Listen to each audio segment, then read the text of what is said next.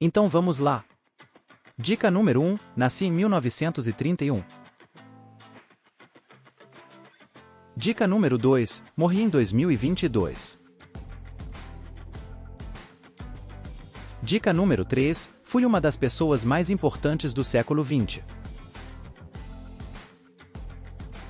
Dica número 4, trabalhei como operador de colheitadeira em uma fazenda coletiva. Dica número 5, sou russo. Dica número 6, Putin não gostava de mim e não compareceu ao meu funeral. Dica número 7, eu era calvo e tinha uma mancha na cabeça semelhante a um cocô de pombo. Dica número 8, fui um dos principais responsáveis pelo fim da Guerra Fria. Dica número 9, retirei as tropas do Afeganistão. Dica número 10, eu implementei a Glasnost. Abertura política. Dica número 11, eu implementei a Perestroika.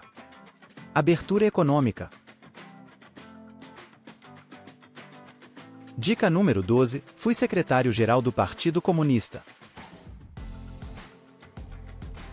Dica número 13, estudei na Universidade de Moscou. Dica número 14, fui o último ditador da União Soviética.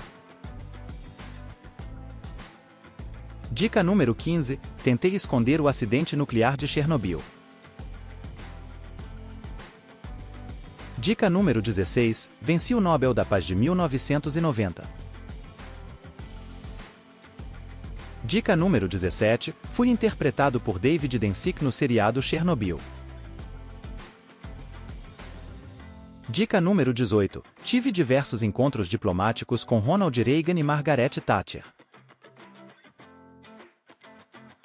Dica número 19, em 1987 pedi ao líder da Alemanha Oriental, Erich Honecker, que derrubasse o Muro de Berlim. O que foi feito em 1989?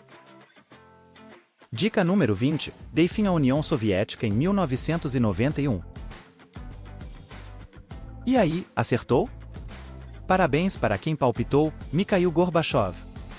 Gorbachev foi o último ditador da União Soviética. Ele assumiu o cargo de secretário-geral em 1985 e renunciou ao poder em dezembro de 1991.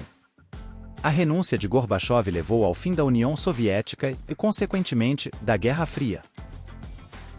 Até a próxima rodada do jogo, Quem Sou Eu? Não se esqueça de deixar seu like e se inscrever no canal.